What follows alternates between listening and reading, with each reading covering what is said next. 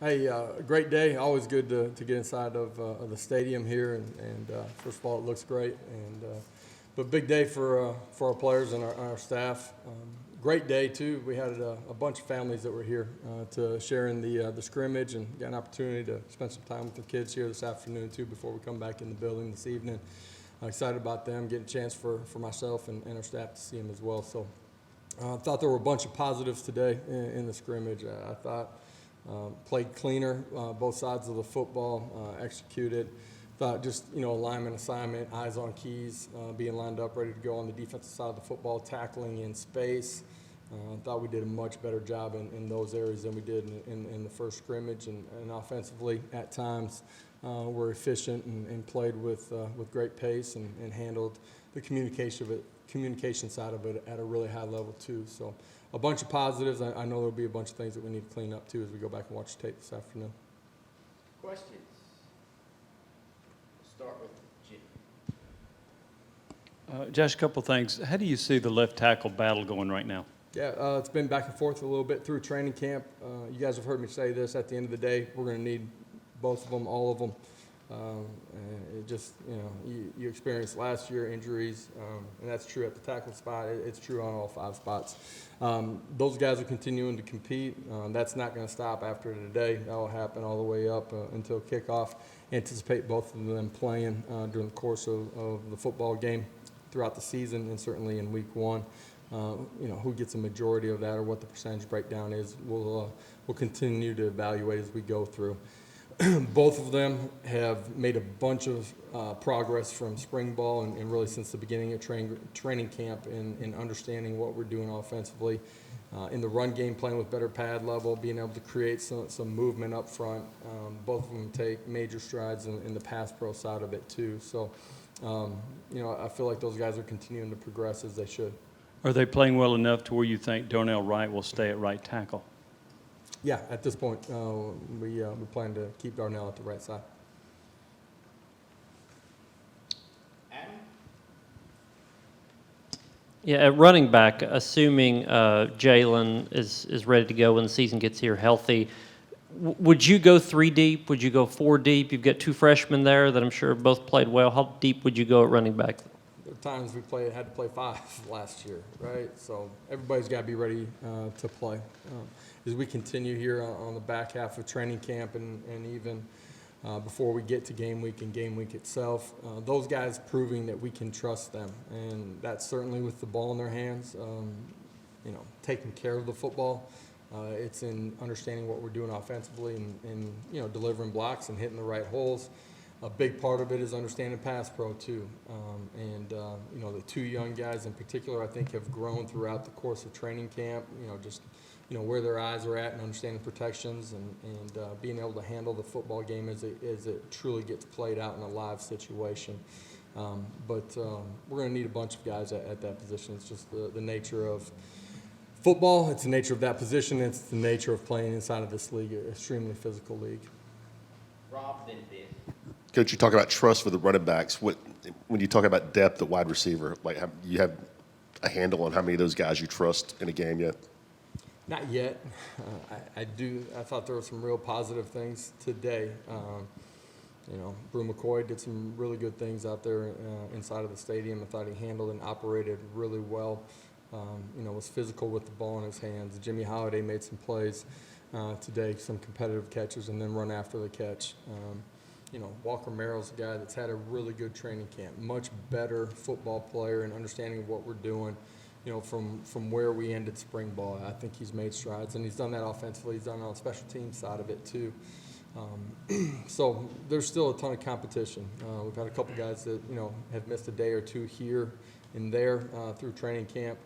This next block will be important to see those guys function and operate and handle the totality of what we're doing offensively and ultimately prove that they deserve to be on the football field and play.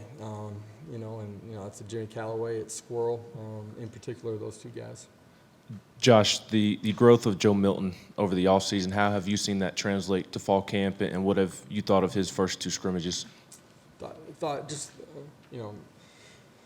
through practices, he's been a better decision maker, better command of what we're doing offensively, strides that you would hope and think he needs to take and is capable of. He's taking better care of the football. A lot of things that we've asked from him, just, growing up and becoming the mature person and player that we need inside of that room and in that position inside of this program. He's taken some of those strides. There's a bunch left out there for him. You guys know he has his arm talent to make some really special throws. But I think in all, in the 2 scrimmages, he's had really good command and presence in what we've done. Brent, then Wes. Yeah, Josh, not just today, I know you haven't seen the tape, but what's your assessment of your linebacker group and how much Jawan Mitchell's grown from where he was and Jeremy and that group? And then secondly, do you have an update on Brew McCoy and are you starting to get antsy with that one, with the window there? Don't have an update on Brew. The linebacker position, we are deeper because of young guys that we've added inside of our program and the health of Jawan and the continued development of the guys that were playing last year makes that unit a deeper unit. In year 2, like a lot of our positions, I do think they have a better understanding of what we're doing defensively. We've been better in our gap fits here, the last 4-day block. In particular, I thought the 1 defense today, for the most part, did a really good job. I think they've tackled well. That second level has tackled well here as of late. Jawan being back adds experience, adds playmaking ability. Jeremy's continued to grow. We talked about that. Beasley and Page, those guys have taken major strides in the offseason too, and they've shown that through a majority of training camp. Josh, a couple things. I wondered if you had an update on Kamal Haddon's status, when you think he might be able to get back, and also just the cornerback situation in general with all those guys kind of getting back except for Haddon. How's that competition going, and what's the comfort level there? Yeah, I want to see the tape today for me to make a comment on, how they played today. Overall, I think, they've done a better job of, the 50-50 balls down the football field, being calm, not panicking, playing the football and the wide receiver. They've done a good job in their fits and some of our pressures and things that we've done. Kamal, I anticipate being able to get some reps here over the next 4-day block. It'll be good to see him back on the field for us. He's handled himself in a really mature way while he's been nicked up and hasn't been able to be out on the field. Been purposeful in the way he's approached meetings, practice, essentially has a plan of coaching guys up during the course of the practice. So I think his engagement has allowed him to continue to grow. Obviously, you want those real reps and anticipate being able to get those this next block with him. Warren Burrell's had a really steady, good camp. Rucker coming back healthy. I feel like he's playing his best football right now as well. There's a ton of competition right there at that position, and that's some young guys that have gotten here, guys that have been around this program for a couple years too. So excited to see that continue to play out, and obviously I want to see the tape today from those guys too. Austin and Aaron. 2 things. So we talked to Jalen Hyatt and Walker Merrill the other day, and Jalen specifically talked about all the praise in preseason is great, but you got to prove it on the field. Then Walker talked about I'm just tired of not playing. I want to he's motivated to get on the field. When you hear that kind of competitiveness and mentality, what's that mean to you as a coach, and what do you like about that type of mindset? Yeah, that's the truth, though, right? Jalen's comment about and preseason stuff doesn't matter, whether that's rankings or praise of players, whatever. At the end of the day, we all got to go prove it, and game day's approaching for us. So I like the mentality that, he's going to be purposeful in the way he approaches it, and our team will be too. I really believe that. For Walker, those are 2 great examples of guys that, since we've gotten back from bowl game, and really even before that, just like, this is where I'm at. This is where I got to get to, having a plan of how I'm going to do that every single day. Those guys are pros in the way that they've approached every day in the building, man. They're competitive. They understand the plan. They have a personal plan of how they want to continue to grow. They're extra every single day. it showed up in the competitiveness in which they've played, and that's with the ball in their hands. It's in one-on-ones. It's with the ball not in their hands, and the way that they're blocking out on the perimeter. One of the things today offensively I thought was just, our perimeter screen game, which is really an extension of the run game. The effectiveness, efficiency of that was really good to see. Those two guys had a big part in it today. Secondly, you're kind of right there in the, a little bit past the midpoint of fall camp where guys can hit a wall and you got to push through and those type of things. Do you and the staff try to do anything to, change? I saw you do the punt thing with Elijah. Do you do anything to kind of change it up to let them have a little bit of fun to where they, can kind of push through that stuff? Yeah, we try to do something fun every single day when we're out on the field. I think creating competitive situations is extremely important in that. It raises the level of urgency and focus out on the practice field. So we pick different situations every single day. Our team meeting has structure to it, but there's things that are different every day. And last night, we've been in a pretty good routine here of what we're doing every day. Felt like giving them a little bit of a mental break potentially if they were able to catch the football. Elijah's the hero, as you guys could all see. But doing something fun to keep guys engaged. That's true during training camp. I think it's true during the season too. So you guys know around here we try to compete really hard, but we have a heck of a lot of fun doing it too. And last night's a great example of it. Today being different, being in the stadium for the scrimmage, families being there, the afternoon's going to play out differently for them too. And so we try to keep them fresh, physically ready to compete while straining them, making sure that we're playing ourselves into the shape that we need to be ready to go play. But you can do all those things and have a heck of a lot of fun doing it. Eric, and then to the back.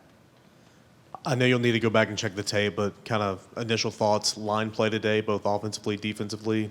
How would you kind of assess that today? And there's so many different groups. I thought we fit things, front seven, safety fits too, and in the run game with the one defense better than we did in the first scrimmage. So that's one takeaway. I think in some of the situational football, the one offensive line did a really good job of creating movement. Third and shorts, goal line situations. There were some real positive things there too. Going to have to go back. There were a few sacks early in the scrimmage for the ones that go back and look at and just make sure we're all not just losing a battle, right, which is going to happen, but our communication is right too. So there's going to be a bunch of things to learn from. Overall, really excited about energy, effort, attention to detail once the whistle blows, getting their eyes back, getting lined up, and getting cleats in the ground, eyes in the right place, ready to go play. Coach, what's changed about the way you evaluate these scrimmages or things you pay attention to compared to last year? I mean, a year ago, just so different. It's the first time that we've gone through any of it together, right, as an entire program, staff and players. And you don't take anything for granted in year two, but there's an understanding of the expectations and how we're going to play. Defensively in particular, but both sides of football much deeper in who we are and just the number of players that we have inside of our program, right? And you guys have heard me talk about that before. How you evaluate it, man, I don't know that changes a whole lot, right? Every position coach is going to watch every player, every single play, right? Alignment, assignment, technique, effort, strain, play to the whistle. Those are the things, man. We want to play harder for longer inside of our program, and then we got to protect the ball when you got it and go get it defensively. Offensively, the last 4-day block, they've done a great job of taking care of the football. We got to create more turnovers on the defensive side of the ball. But, how we grade it, it doesn't change. The expectations, standards inside of our room, they haven't changed inside of this building. Now, the perception of us outside the building has changed, but what we believe we have the opportunity to do, because of the work that we put into it, there's great confidence inside this building. We'll finish with Jim. Could you update us on Elijah Simmons, his situation?